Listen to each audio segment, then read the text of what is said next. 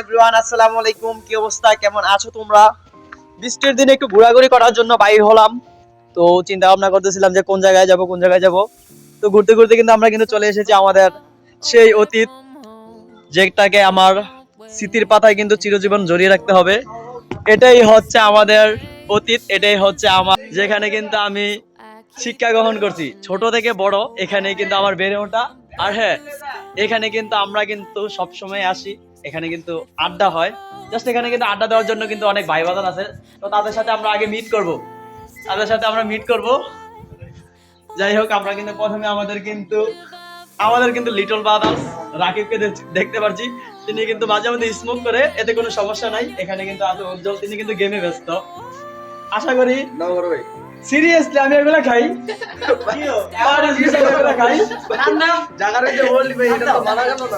না ভাই। ভাই এই ধূমপান কিন্তু নিষেধ, ধূমপান নিষেধ আছে।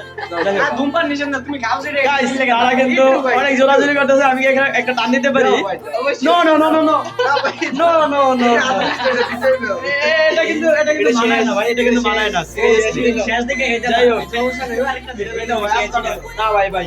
আচ্ছা, এখানে কিন্তু আমাদের কিন্তু ইয়াসিন আছে। ইয়াসিন কিছু বলবেন? যাই হোক, এখানে কিছু বলবে না। তো আমাদের কিন্তু অতীতকে দেখাই দেই। এখানেই কিন্তু আমরা কিন্তু বেড়ে উঠছি, এখানেই কিন্তু আমাদের শিক্ষা অর্জন করার মূল লক্ষ্যটাই এখানে ছিল। এখানে কিন্তু আমরা কিন্তু অনেকটা সময় কাটাইছি।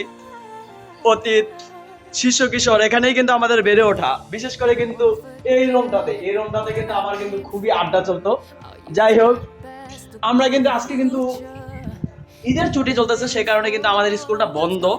তো যদি স্কুলটা খোলা থাকতো তাহলে কিন্তু দেখানো যেত। আর হ্যাঁ, স্কুলের পাশের ভিউটা কিন্তু সেই, যেখানে কিন্তু আমাদের কিন্তু বিশাল প্রজেক্ট আছে, জাস্ট দেখলে কিন্তু ওয়াও সেই লাগে।